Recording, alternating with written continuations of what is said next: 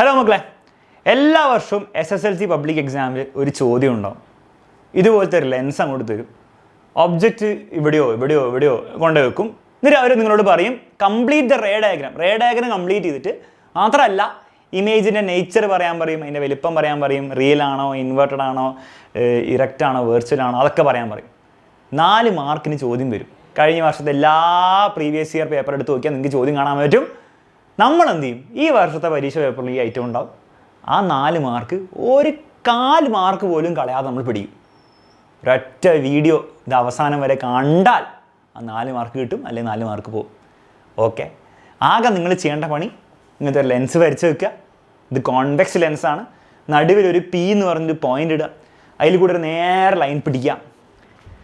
F 2F mark ചെയ്യുക. Mark ചെയ്യുമ്പോൾ distance same ആയിരിക്കണം. ഈ ഡിസ്റ്റൻസ് സെയിം ആയിരിക്കണം. അപ്പോൾ സ്കെയിൽ വെച്ചിട്ട് എന്ത് ചെയ്യുക, 2 സെൻറ്റിമീറ്റർ ഗ്യാപ്പിൽ എന്ത് ചെയ്യുക, പോയിൻറ്റ്സ് മാർക്ക് ചെയ്ത് ഡിസ്റ്റൻസ് സെയിം ആയി പിടിക്കുക. ഫസ്റ്റ് കേസ് മുതൽ നമുക്ക് തുടങ്ങാം.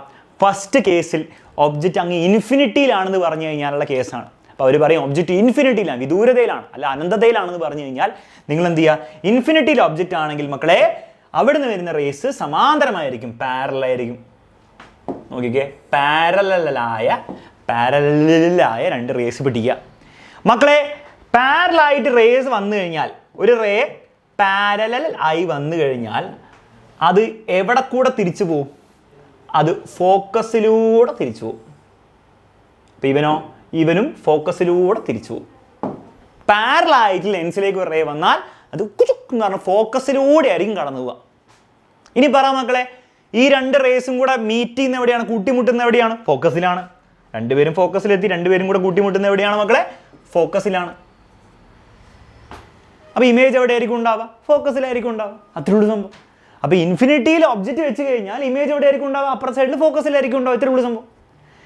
ഇത് നിങ്ങൾ എന്ത് ചെയ്യുക, ടെക്സ്റ്റ് ബുക്കിൽ ഒരു ടേബിളൊക്കെ കൊടുത്തിട്ടുണ്ട്. ഇൻഫിനിറ്റിയിൽ ഒബ്ജക്റ്റ് ആണെങ്കിൽ ഇമേജ് എവിടെയായിരിക്കും? ഫോക്കസിലായിരിക്കും. അറ്റ് എഫിലായിരിക്കും ഉണ്ടാവുക. സൈസ് എന്തായിരിക്കും? ഹൈലി ഡിമിനിഷ് അഥവാ പോയിന്റ് സൈസ് എന്ന് കൊടുത്തിരിക്കുന്നത്. വളരെ ചെറുത് എന്നല്ലേ മലയാളത്തിൽ പറയുകയാണെങ്കിൽ, മലയാളത്തിൽ ടേബിളും കൊടുത്തിട്ടുണ്ട്. സ്ക്രീൻഷോട്ട് എടുത്ത് വെച്ചോ. വളരെ ചെറുതായിരിക്കും ഉണ്ടാവും. ഓക്കെ, വളരെ ചെറുതെന്ന് വരുന്നാൽ അല്ല വളരെ ചെറുത്. കാരണം എന്താണ്, ചെറിയൊരു പോയിന്റ് സൈസ്ഡ് ഒബ്ജക്റ്റ് ആണ്, ഇമേജ് ആണ്. ഓക്കെ, അത് എഴുതി വെക്കുക.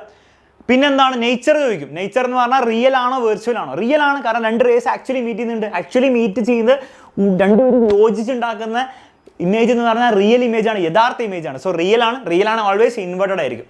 അപ്പം നേച്ചർ എന്താണ് മക്കളെ? യഥാർത്ഥതുമാണ്, എന്നാൽ തല കീഴായതുമാണ്. ഓക്കെ, അപ്പോൾ ഫസ്റ്റ് റേ ഡയഗ്രാം സെറ്റാണ്. അപ്പോൾ ഈ ചോദ്യമാണ് വരുന്നതെങ്കിൽ നിങ്ങളുടെ ഭാഗ്യം 4 മാർക്ക് അവിടെ കിട്ടി. ഇനി നിർബന്ധമില്ല ഇതന്നെ വരണമെന്ന്, ഒബ്ജക്റ്റിൻ്റെ ഇൻഫിനിറ്റി വരണം നിർബന്ധമില്ല. രണ്ടാമത്തെ കേസ് എന്താണ് മക്കളെ? രണ്ടാമത്തെ കേസ് ഇതാ ഇവിടെ പഠിക്കാം. ഒബ്ജക്റ്റ് 2Fൻ്റെ പുറകിൽ, ബിയോണ്ട് 2F എന്ന് പറയും. 2Fൻ്റെ പുറകിൽ, അപ്പോൾ ഇൻഫിനിറ്റി പിന്നെ ബിയോണ്ട് 2F. അങ്ങനെയാണ് ഇമേജ് അവിടെ വരും. നമുക്ക് വരച്ച് നോക്കാം. ഫസ്റ്റ് റേ എപ്പോഴും എന്ത് ചെയ്യുക, പ്രിൻസിപ്പൽ ആക്സിസിനോട് പാരലായിട്ട് എടുക്കുക. പ്രിൻസിപ്പൽ ആക്സിസ് ആരാണ് സാർ? അറിയില്ല. എടോ, ഈ മഞ്ഞ ലൈനല്ലേ നടുവ് കൂടി പോകുന്നത്, ലെൻസിൻ്റെ നടുവ് കൂടി പോകുന്നത്, ഈ മഞ്ഞ ലൈനാണ് പ്രിൻസിപ്പൽ ആക്സിസ് എന്ന് വിളിക്കുക. അതിനോട് നിങ്ങൾ എന്ത് ചെയ്യുക, പാരലായിട്ട് എടുക്കുക. ഓക്കെ, പാരലായിട്ട് എടുത്തു. പാരലായിട്ടുള്ളവൻ ഇതിലൂടെ തിരിച്ചു പോകുന്നതാണ് ഞങ്ങളോട് പറഞ്ഞത്, ഫോക്കസിലൂടെ പോകും. അപ്പോൾ ഫോക്കസിലൂടെ എടുത്തോ, ഫോക്കസിലൂടെ തിരിച്ചു പോട്ടെ. ഓക്കെ സാർ, രണ്ടാമത്തെ റേ എങ്ങോട്ട് എടുക്കണം? ഒരെണ്ണം ഇങ്ങനെ കിട്ടി, രണ്ടാമത്തെ എങ്ങോട്ട് എടുക്കണം? രണ്ടാമത്തെ എപ്പോഴും ഈ നടുവിലേക്ക് എടുക്കുക, പിയിലേക്ക് എടുക്കുക. ഞാൻ ഒന്നുകൂടി സൂം ചെയ്ത് കാണിച്ചിട്ട് അപ്പോൾ നിങ്ങൾക്ക് കുറച്ച് മനസ്സിലാവും. രണ്ടാമത്തത് എപ്പോഴും ഈ പിയിലേക്ക് എടുക്കുക. സാർ പിയിലേക്ക് എടുത്താൽ എങ്ങോട്ട് പോകും? കാണിച്ചു തരാം. പിയിലേക്ക് എടുത്താൽ എങ്ങോട്ടും പോവില്ല, അത് നേരെ തന്നെ പോകും. അതായത് ഒരു വ്യതിയാനം ഉണ്ടാവില്ല, ഒരു ഡീവിയേഷനും ഇല്ലാണ്ട് നേരെ തന്നെ അതിൻ്റെ ഉള്ളിൽ കൂടെ ഇവിടെ ലെൻസ് ഉണ്ടെന്ന് പോലും തോന്നില്ല. നേരെ ലൈൻ വരച്ചാൽ മതി, അത്രേ ഉള്ളൂ. ലെൻസ് ഇല്ലാന്ന് വിചാരിക്കുക, അപ്പോൾ നേരെ ലൈൻ വരയ്ക്കുക, അങ്ങനെ പോകും.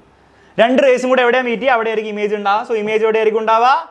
ഇവിടെ ആയിരിക്കും ഉണ്ടാവുക, ഇതാ ഇവിടെ.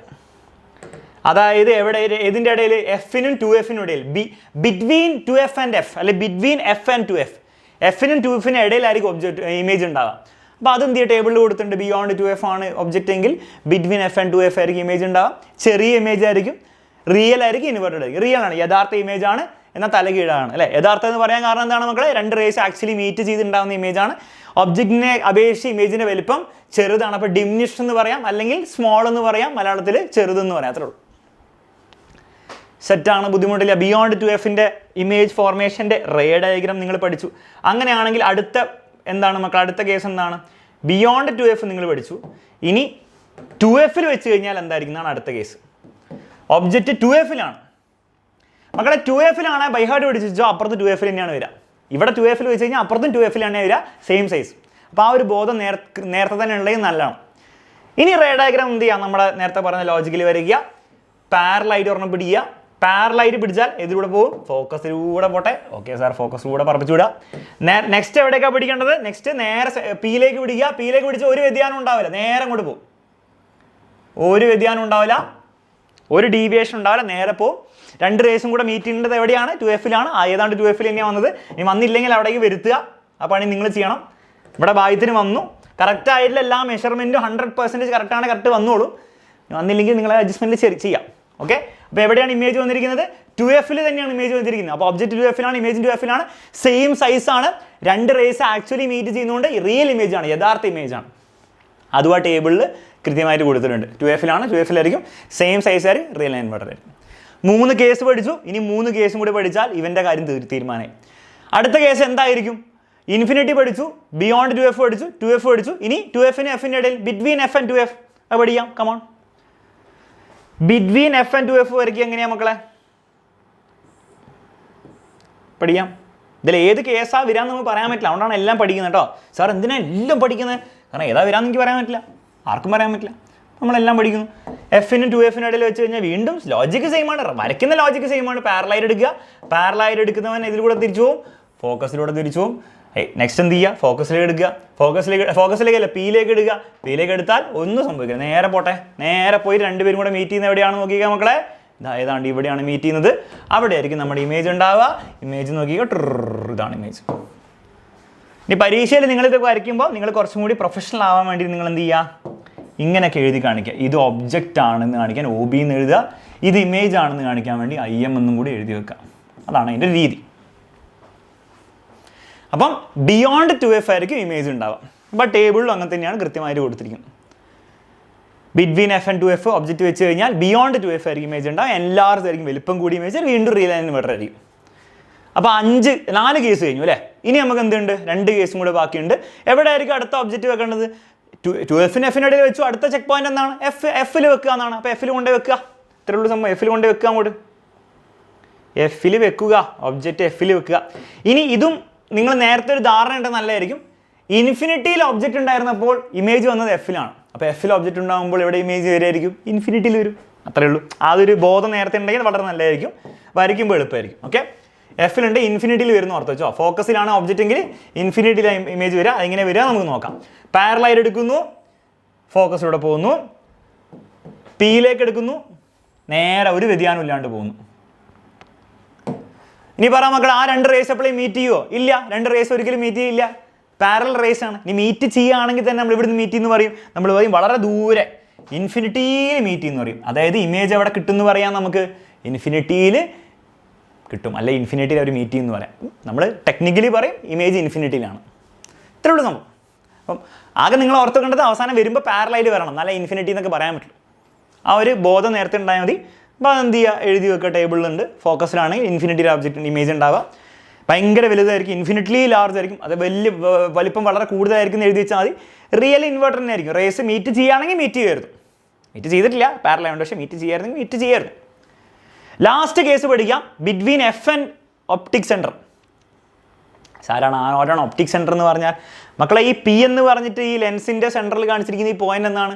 അതിനെയാണ് ഒപ്റ്റിക് സെൻറ്റർ എന്ന് വിളിക്കുക. ലെൻസിൻ്റെ മിഡ് പോയിന്റ്. പരീക്ഷയിൽ പ്രീവിയസ് ഇയർ ചോദ്യം കൂടിയായിരുന്നു. ലെൻസിൻ്റെ മിഡ് പോയിന്റ് എന്താണ്? ഒപ്റ്റിക് സെൻറ്ററാണ്. സാർ അപ്പോൾ P എന്ന് വിളിക്കാൻ കാരണം വെറുതെ രസത്തിന്. മിററിൻ്റെ കേസിലാണെങ്കിൽ അതിൻ്റെ സെൻറ്റർ എന്തായിരുന്നു? മിററിൻ്റെ മിഡ് പോയിന്റ് എന്തായിരുന്നു? അതിനെ നമ്മൾ പോൾ എന്ന് വിളിക്കും. അതും P ആയിരുന്നു. മിററിൻ്റെ കേസിൽ ഇതിൻ്റെ സെൻറ്ററിൽ P എന്ന് എഴുതാം, പക്ഷെ അത് പോളാണ്. ഇത് പോളല്ല, ഇത് ഒപ്റ്റിക് സെൻറ്ററാണ്, പക്ഷേ P എന്നാണ് നമ്മൾ എഴുതുക. അത് വേറെ കാര്യം. ഓക്കെ, ലാസ്റ്റ് കേസ് Fൻ്റെ അവിടെ നമ്മൾ ഒബ്ജക്റ്റ് ഓൾറെഡി വെച്ച് കഴിഞ്ഞിട്ടുണ്ടായിരുന്നു. ഇനി Fൻ്റെയും Pൻ്റെ ഇടയിൽ, Fൻ്റെയും ഒപ്റ്റിക് സെൻറ്ററിൻ്റെ ഇടയിൽ വെച്ച് കഴിഞ്ഞാൽ എന്ത് സംഭവിക്കും? വീണ്ടും വരയ്ക്കുക, പാരലായിട്ട് എടുക്കുക. പാരലായിട്ട് എടുക്കുന്നവൻ ഒപ്റ്റിക് സെൻറ്ററിൽ അല്ല ഫോക്കസിലൂടെ പോകും, ഫോക്കസിലൂടെ പറപ്പിച്ചു വിടുക. ഇനി പിയിലേക്ക് എടുക്കുക, പിയിലേക്ക് എടുത്തവൻ നേരെ പോകും. ഇനി പ്രശ്നം എന്താ വെച്ചാൽ ഇത് രണ്ടാളും ഒരിക്കലും മീറ്റ് ചെയ്യില്ല. അപ്പോൾ ഇമേജ് ഉണ്ടാവുമോ? റിയൽ ഇമേജ് ഉണ്ടാവില്ല. ഇവർ മീറ്റ് ചെയ്തിട്ട് സ്ക്രീനിൽ ഒരു ഇമേജ് ഉണ്ടാക്കില്ല, ഒരു സ്ക്രീനിൽ പതിയില്ല ഇമേജ്, കാരണം ഇവർ രണ്ടാളും ഒരിക്കലും കൂട്ടിമുട്ടില്ല. പക്ഷേ നമ്മൾ ഇവിടുന്ന് നോക്കുകയാണെങ്കിൽ നമുക്ക് എന്താ തോന്നുക, ഈ മഞ്ഞ കളർ എവിടുന്ന് വരുന്ന പോലെയാ, ഏതാണ്ട് അവിടുന്ന് വരുന്ന പോലെയല്ല, ഇവിടുന്ന് വരുന്ന പോലെ തോന്നില്ലേ? യെസ്. ഈ ഓറഞ്ച് കളർ സാധനം എവിടുന്ന് വരുന്ന പോലെ തോന്നും, ഏതാണ്ട് ഇവിടുന്ന് വരുന്ന പോലെ തോന്നില്ലേ? ആഹാ. അപ്പം നമുക്ക് എന്തുണ്ടാവും, ഒരു വെർച്വൽ ഇമേജ്. നമ്മുടെ കണ്ണെന്ത് ചെയ്യും, ഈ ലെൻസിൻ്റെ ഉള്ളിൽ ഒരു വെർച്വൽ ഇമേജ്, മിഥ്യയായിട്ടുള്ളൊരു ഇമേജ് എവിടെ കാണും, അതേ സൈഡിൽ കാണും. അപ്പം ഈ ആറാമത്തെ കേസ്, കോൺവെക്സ് ലെൻസിൻ്റെ ആറാമത്തെ കേസ് ഒരു സ്പെഷ്യൽ കേസാണ്. കാരണം ബാക്കിയുള്ളതെല്ലാം റിയൽ ഇമേജസ് ആയിരുന്നു, ആക്ച്വലി റേസ് വന്ന് മീറ്റ് ചെയ്തുണ്ടാകുന്ന ഇമേജ് ആയിരുന്നു. ഈ ആറാമത്തെ കേസിൽ മാത്രം ഒരു റിയൽ ഇമേജ് ഉണ്ടാകുന്നില്ല, കാരണം ഈ റേസ് മീറ്റ് ചെയ്യുന്നില്ല. പക്ഷേ ഇവിടെ നോക്കുമ്പോൾ രണ്ടും കൂടെ വരുന്നത് അവിടെ നിന്നായതുകൊണ്ട് നമ്മുടെ കണ്ണ് ഇവിടെ നോക്കുമ്പോൾ അവിടെ ഈ ഒബ്ജക്റ്റിന് പകരം അവിടെ വലിയൊരു ഒബ്ജക്റ്റ് ഇമേജ് കാണിച്ചു തരും. That is A virtual image. അപ്പോൾ ഇത് ആക്ച്വൽ കേസ് എന്താണ്, ആറാമത്തെ കേസ് സ്പെഷ്യൽ കേസാണ്. നോക്കിക്കേ, ടേബിളിലും സ്പെഷ്യൽ ആയിട്ട് കൊടുത്തിരിക്കുന്നത് between F and P, optic centre P, on the same side of lens as the object. ഒബ്ജക്റ്റിന് അതേ സൈഡിൽ തന്നെയാണ് ഇമേജ് ഉണ്ടാകുന്നത്. എൻലാർജ് ഇമേജ് ആയിരിക്കും, വെർച്വൽ ആൻഡ് ഇറക്റ്റ് ആയിരിക്കും. വെർച്വൽ മിഥ്യയും അതുപോലെ നിവർന്നതുമായിരിക്കും. ആ സ്പെഷ്യൽ കേസാണ്, ഓർത്ത് വെച്ചു കേട്ടോ. മലയാളത്തിലും കൊടുത്തിട്ടുണ്ട്, ഒന്ന് വായിച്ചു നോക്കാം. മിഥ്യയായിരിക്കും, നിവർന്നതായിരിക്കും, വലുതായിരിക്കും. ഓക്കെ. അപ്പോൾ ഈ ഒരു കേസാണ് നമ്മൾ ഷേവിംഗ് മിററിൻ്റെ കേസിലൊക്കെ ഉപയോഗിക്കുന്നത്. കോൺവെക്സ് ലെൻസ് നമ്മൾ ഷേവിംഗ് മിററായിട്ടും ഡെൻറ്റിസ്റ്റിൻ്റെ മിററായിട്ടും ഉപയോഗിക്കുന്നത് നിങ്ങൾ പഠിച്ചിട്ടുണ്ടാവും. അപ്പോൾ അതിൽ ഉപയോഗിക്കുന്ന സ്പെസിഫിക് കേസ് ഇതാണ്. അതായത് നമ്മൾ ഷേവിംഗ് മിററിൻ്റെ, ഇത് ഷേവിംഗ് മിറർ ആണെങ്കിൽ നമ്മൾ ഇവിടെ പോയി നിൽക്കും, അതിൻ്റെ എഫിൻ്റെ പീൻ്റെ ഉള്ളിൽ പോയി നിൽക്കും. നമ്മൾ ഇങ്ങനെയാണോ വർക്ക് ചെയ്യുക? അല്ല, അത് മിററിൻ്റെ കേസിൽ. അപ്പോൾ അങ്ങനത്തെ മണ്ടത്തിലൊന്നും എഴുതി വെക്കരുത്. അപ്പോൾ ഇങ്ങനെ ചിലവരെന്ത് ചെയ്യും, ആ കോൺവെക്സ് ലെൻസ് ഇങ്ങനെ എഫിൻ്റെ പീനോട് വെച്ചാൽ മിററായിട്ട് ഉപയോഗിക്കാം, മറ്റേ ഡെൻറ്റിസ്റ്റ് മിററായി ഉപയോഗിക്കാമെന്ന് പറയും. പക്ഷെ അത് നിങ്ങൾ ഓർക്കേണ്ട എന്താണ് മക്കളെ, അത് കോൺകേവ് മിററിൻ്റെ കേസിലാണ് കേട്ടോ. അതിൽ ഒരു കണ്ടീഷൻ ഉണ്ട്, എഫിൻ്റെയും പീൻ്റെ ഇടയിൽ ഒബ്ജക്റ്റ് കൊണ്ട് വെച്ച് കഴിഞ്ഞാൽ അതെന്ത് ചെയ്യും മക്കളെ, അതിൻ്റെ ഉള്ളിൽ വലിയൊരു വെർച്വൽ ഇമേജ് കിട്ടും. ഈ ഒരു സംഭവമാണ് നമ്മൾ ഡെൻറ്റിസ്റ്റിൻ്റെ മിററിൻ്റെ കേസിൽ ഉപയോഗിക്കുക. ഓക്കെ. അപ്പോൾ ആ കൺഫ്യൂഷൻ വരാൻ പാടില്ല. ഡെൻറ്റിസ്റ്റിൻ്റെ മിററിലും അതുപോലെ ഷേവിംഗ് മിററായിട്ട് ഉപയോഗിക്കുക. കോൺകേവ് മിററിൻ്റെ എഫിൻ്റെയും പീൻ്റെ ഇടയിൽ വരുമ്പോൾ അതിൻ്റെ ഉള്ളിൽ എൻലാർജ് വെർച്വൽ ഇമേജ് വരുന്ന സിറ്റുവേഷനാണ്. ലെൻസിൻ്റെ കേസിൽ ഇത് എവിടെ ഉപയോഗിക്കുക, ഈ ഒരു കണ്ടീഷൻ ഡെൻറ്റിസ്റ്റ് മിററിൽ ഇതിലൊന്നല്ല, ഇത് എവിടെ ആയിരിക്കും ഉപയോഗിക്കുക? നിങ്ങൾ ആലോചിച്ച് നോക്കുക, നിങ്ങൾക്ക് ഒരു സാധനം നിങ്ങളിവിടെ നോക്കുമ്പോൾ അതിനെ വലുതായിട്ട് കാണുന്നു, അത് എവിടെയായിരിക്കും ഉപയോഗിക്കുക? മൈക്രോസ്കോപ്പിൽ നിങ്ങളൊരു ബാക്ടീരിയനെ വെച്ചിട്ട്, ഇത് മൈക്രോസ്കോപ്പിൽ ലെൻസാണ് ഇമാജിൻ ചെയ്യുക, ഇവിടെ ഒരു ബാക്ടീരിയ കൊണ്ടുവച്ചു, പക്ഷെ നിങ്ങൾ കാണുമ്പോൾ ആ ബാക്ടീരിയ വലുതായിട്ട് കാണും. മൈക്രോസ്കോപ്പിന് ലെൻസ് എന്താണ്? കോൺവെക്സ് ലെൻസാണ്. ടെലിസ്കോപ്പും ഇങ്ങനെ തന്നെയാണ്. ടെലിസ്കോപ്പും എന്താണ്? വലുതാക്കി കാണിച്ചിരുന്ന സാധനങ്ങൾ, ദൂരെയുള്ള സാധനങ്ങളെ. അപ്പോൾ ടെലിസ്കോപ്പിലും മൈക്രോസ്കോപ്പിലൊക്കെ ഇതാണ് കോൺവെക്സ് ലെൻസിൻ്റെ ഈ ആപ്ലിക്കേഷനാണ് ഉപയോഗിക്കുന്നത്. ചെറിയ സാധനത്തെ വലുതാക്കി കാണിക്കും. പുറത്ത് വെക്കാം. ഇപ്പോൾ ഡെൻറ്റിസ്റ്റിൻ്റെ മിററും മറ്റേത് കോൺകേവ് മിററിലാണ്, ഇവിടെ ലെൻസാണ് കേട്ടോ. ആ മിസ്റ്റേക്ക് പലരും ഉണ്ടാക്കുന്നതുകൊണ്ടാണ് പറഞ്ഞിരുന്നത് കേട്ടോ. ഓക്കെ. അപ്പോൾ 6 കേസ് പഠിച്ചു വെക്കുക, വരയ്ക്കാൻ പഠിച്ചു വെക്കണം. പിന്നെ നേച്ചർ പറയാൻ പറയണം. നേച്ചർ എങ്ങനെയാണ് പറയാൻ പറ്റുക? വരച്ച് നോക്കിയാൽ മനസ്സിലാവും ഇത് ഒബ്ജക്റ്റ് എന്താണ്, ഇവിടെ ഇമേജ് ചെറുതാണ്, ഇവിടെ ഇമേജ് സെയിം സൈസാണ്, റിയൽ ആണ്, ഇൻവെർട്ടഡ് ആണ്, നമുക്ക് നോക്കി പറയാൻ പറ്റുന്നല്ലേ ഉള്ളൂ. ഇവിടെ മാത്രമേ ഉള്ളൂ വെർച്വൽ, ബാക്കിയൊക്കെ റിയൽ ആണ്. ഇനി ഇതേപോലെ തന്നെ കോൺവെക്സ് ലെൻസ് പഠിച്ചു. കോൺകേവ് ലെൻസിന് 2 കേസുള്ളൂ. മറ്റേത് 6 ഇവിടെ 2 കേസുള്ളൂ. ആ 2 പഠിച്ചു കഴിഞ്ഞാൽ പരിപാടി തീരും. അപ്പോൾ 2 കേസും കൂടെ പഠിക്കാം മക്കളെ. ഫസ്റ്റ് കേസ് വീണ്ടും ഒബ്ജക്റ്റ് ഇൻഫിനിറ്റിയിലാണ്. പാരലായി 2 റേസിന് പാരലായി പിടിക്കുക. ഇവിടെ പാരലായിട്ട് വന്നു കഴിഞ്ഞാൽ സാധാരണ മറ്റേലാണെങ്കിൽ കോൺവെക്സ് ലെൻസിനാണ് ഫോക്കസിലൂടെ പോകുന്നല്ലേ, ഇവിടെ ഫോക്കസിലൂടെ പോവുകയല്ല ചെയ്യുക, ഈ ഫോക്കസിൽ നിന്ന് പോവുകയാണ് ചെയ്യുക. അപ്പോൾ ഈ ഫോക്കസിൽ നിന്ന് പോവായിരുന്നെങ്കിൽ ഏതാണ്ട് ഇങ്ങനെയല്ലേ പോവുക. അപ്പോൾ അത് കറക്റ്റായിട്ട് നമ്മൾ കാണിക്കണം. എന്ത് ചെയ്യുക? ഡോട്ടഡ് ലൈൻ കാണിക്കുക. അപ്പോൾ ഇവിടെ ഇങ്ങനെ വന്നിട്ട് ഡൈവേർജ് ചെയ്യും. കോൺവെക്സ് ലെൻസിലായിരുന്നെങ്കിൽ കൺവേർജ് ചെയ്തു ഫോക്കസിലേക്ക്. കോൺകേവ് ലെൻസ് ഡൈവേർജിങ് ലെൻസാണ്, ഡൈവേർജ് ചെയ്യും. മറ്റേത് കേന്ദ്രീകരിക്കുകയാണെങ്കിൽ ഇത് ഇങ്ങോട്ട് എങ്ങനെ ആക്കി കളയും. പക്ഷേ എങ്ങനെ ആക്കും? പാരലായിട്ട് വരുന്നവനെ ഫോക്കസിൽ നിന്ന് തെറിപ്പിച്ച് വിടുന്ന പോലെ വിടും. അതായത് ലൈറ്റ് ഇവിടെ വന്നിട്ട് ഇങ്ങോട്ട് പോയി അങ്ങോട്ട് പോവല്ല ചെയ്യുക, ലൈറ്റ് ഇവിടെ വന്നിട്ട് നേരെ അങ്ങോട്ട് പോവുകയാണ് ചെയ്യുക. പക്ഷേ എവിടുന്ന് പോകുന്ന പോലെ തോന്നും, ഫോക്കസിൽ നിന്ന് പോകുന്ന പോലെ തോന്നും. ആ രീതിയിൽ വരയ്ക്കണം. അപ്പോൾ രണ്ടാമത്തെ എങ്ങനെ വരയ്ക്കണം? ആദ്യം തന്നെ ഡോട്ടർ ലൈൻ കൊണ്ട് വരയ്ക്കും, പണി എളുപ്പം. ഇവിടെ വരെ അത് വലിച്ചു വെക്കുക. അതിൻ്റെ ബാക്കിയായിട്ട് നിങ്ങൾ എന്ത് ചെയ്യുക? പാരലായിട്ട് ഇങ്ങനെ പോകുന്ന കാണിക്കുക. ഇനി പറ മക്കളെ, ഇവിടെ റിയൽ ഇമേജ് ഉണ്ടാവുമോ? ഒരിക്കലും ഉണ്ടാവില്ല. കാരണം ഈ റേ അങ്ങോട്ട് പോകുന്നു, ഈ റേ അങ്ങോട്ട് പോകുന്നു, അവർ രണ്ടാളും ഒരിക്കലും കണ്ടുമുട്ടാൻ പോകുന്നില്ല. രണ്ടും 2 വഴിക്കാൻ പോകുന്നത്. പക്ഷേ ഇവൻ വരുന്നത് ഇവിടുന്നും ഇവൻ വരുന്നത് ഇവിടുന്നായി തോന്നുന്നത് കൊണ്ട് നമ്മൾ ആക്ച്വലി എന്ത് ചെയ്യും? ഇവിടെ ഒരു വെർച്വൽ ഇമേജ് കാണും. നമ്മുടെ കണ്ണെന്ത് ചെയ്യും, ഇവിടെ ഒരു കുഞ്ഞ് വെർച്വൽ ഇമേജ് ഫോക്കസിൽ കാണിച്ചു തരും. അപ്പോൾ അതെന്ത് ചെയ്യുക, നമ്മൾ ടേബിളിൽ ഫില്ല് ചെയ്യുക. അറ്റ് ഇൻഫിനിറ്റി ആണ് ഒബ്ജക്റ്റ് എങ്കിൽ ഫോക്കസിൽ വരും. ഹൈലി ഡിമിനിഷ്ഡും പോയിന്റ് സൈസ്ഡ് ഒക്കെ ആയിരിക്കും. വളരെ വലുപ്പം കുറവായിരിക്കും ഉണ്ടാവുക, വളരെ ചെറുതായിരിക്കും ഉണ്ടാവുക. എന്നാൽ വെർച്വൽ അതിൻ്റെ റിയൽ ഇമേജ് അല്ല, മിഥ്യ നിവർന്നതായിരിക്കും. ചെറിയ മിഥ്യയായിട്ടുള്ള ഇമേജാണ് ഉണ്ടാവുക. രണ്ടാമത്തെ കേസ് മക്കളെ ശ്രദ്ധിക്കുക, ടേബിൾ നോക്കിയാൽ നിങ്ങൾക്ക് മനസ്സിലായി. രണ്ടാമത്തെ case between infinity optic centre ആണ്. അതായത് ഇവിടെ 2Fഉം F ഒക്കെ ഉണ്ട് എങ്കിൽ പോലും എന്താണ്, ഒറ്റ കേസ് നമുക്ക് പഠിക്കാനുള്ളൂ, എല്ലാത്തിനും കൂടി കോമൺ ആയിട്ട് ഇൻഫിനിറ്റിയുടെയും പിൻ്റെ ഇടയിൽ. അപ്പോൾ ഇവിടെ വേണം വരയ്ക്കാം, എവിടെ വേണമെങ്കിൽ നിങ്ങൾക്ക് ഒബ്ജക്റ്റ് വരയ്ക്കാം. ഞാൻ എന്ത് ചെയ്തു, ഞാൻ എനിക്ക് ഇഷ്ടമുള്ളത് ഇവിടെ വരച്ചു. എവിടെ വേണം വരയ്ക്കാം, കാരണം എല്ലാം സെയിം ആണ്. ഇൻഫിനിറ്റിയുടെ ഒപ്റ്റിക് സെൻറ്ററിൻ്റെ ഇടയിലെ എല്ലാ കേസിലും എന്താണ്, ആൻസർ ഒന്ന് തന്നെയാണ് കിട്ടാൻ പോകുന്നത്. ഇപ്പോൾ റേ ഡയഗ്രം വരച്ച് നോക്കാം. പാരലൈറ്റ് എടുക്കുക. പാരലൈറ്റ് എടുത്തു കഴിഞ്ഞാൽ ഫോക്കസിലേക്ക് പോവല്ല, ഫോക്കസിൽ നിന്ന് തെറിച്ച് പോകുന്ന രീതിയിൽ പോകും. ഫോക്കസിൽ നിന്ന് തെറിച്ച് പോകുമായിരുന്നെങ്കിൽ ഇതാ ഇങ്ങനെയല്ലേ അങ്ങനെ പോവും. രണ്ടാമത്തെ റേ എപ്പോഴും പിയിലേക്ക് എടുക്കുക. പിയിലേക്ക് എടുത്താൽ ഇവിടെയും സെയിം ആണ്, നേരെ പോവും, ഒരു വ്യതിയാനം ഇല്ലാണ്ട് നേരെ പോവും. ഞാൻ സൂം ചെയ്ത് കാണിച്ചു തരാം. പിയിലേക്ക് എടുത്താൽ നേരെ തന്നെ പോകും. ഇനി പറഞ്ഞ മക്കളെ, ഇവർ രണ്ടാളും ഒരിക്കലും മീറ്റ് ചെയ്യില്ല, അപ്പോൾ റിയൽ ഇമേജ് ഉണ്ടാവില്ല. പക്ഷേ ഇവിടെ നിന്ന് നോക്കുമ്പോൾ രണ്ടുപേരും കൂടെ എവിടെ മീറ്റ് ചെയ്യുന്ന പോലെയാണ്. ബാക്കോട്ട് എക്സ്റ്റെൻഡ് ചെയ്താൽ രണ്ടുപേരും ഇവിടുന്ന് വരുന്ന പോലെ തോന്നുക. സോ ഇവിടെ ഒരു വീണ്ടും ഇത് റിയൽ ഇമേജ് അല്ല, ആക്ച്വലി ഒരു റേ മാത്രമേ ഉള്ളൂ ശരിക്കും. മറ്റേ റേ എന്താണ്, ബാക്കോട്ട് നമ്മൾ എക്സ്റ്റെൻഡ് ചെയ്ത് തോന്നുന്നതാണ്. പക്ഷേ എങ്കിലും എന്താണ്, നമ്മൾ ഇവിടെ ഒരു വെർച്വൽ ഇമേജ് കാണും. എവിടെ, എഫിനും പിനും ഇടയിൽ ഒബ്ജക്റ്റിൻ്റെ അതേ സൈഡിൽ ഒരു ചെറിയ ഇമേജ് കാണും. Between infinity and optic centre ആണെങ്കിൽ ബിറ്റ്വീൻ F and P കാണും, പക്ഷേ വെർച്വൽ ഇരട്ടായിരിക്കും, ഡിമിനിഷ്ഡ് ആയിരിക്കും, വലുപ്പം കുറവായിരിക്കും. ഇതോടെ 8 കേസുകളും കഴിഞ്ഞു. ഇനി വേറൊന്നും ചോദിക്കാനില്ല. 6 ഇവിടെയും, ഇവിടുന്ന് 6ഉം അടുത്ത പേജിൽ ബാക്കിയുണ്ട്, 2 അവിടുന്ന് 8 കേസും അല്ലാണ്ട് വേറെ ഒന്നും പഠിക്കേണ്ട ആവശ്യമില്ല. 4 മാർക്ക് ഉറപ്പാണ്. അപ്പോൾ ഇനി നിങ്ങൾ ചെയ്യേണ്ട അത്രയേ ഉള്ളൂ. ഇതിപ്പോൾ എൻ്റെ കൂടെ നിങ്ങൾ ചിലപ്പോൾ ചെയ്തിട്ടുണ്ടാകും, പക്ഷേ ഇതിൽ ഓരോന്നും നിങ്ങൾ സ്വന്തമായിട്ട് പഠിക്കണം.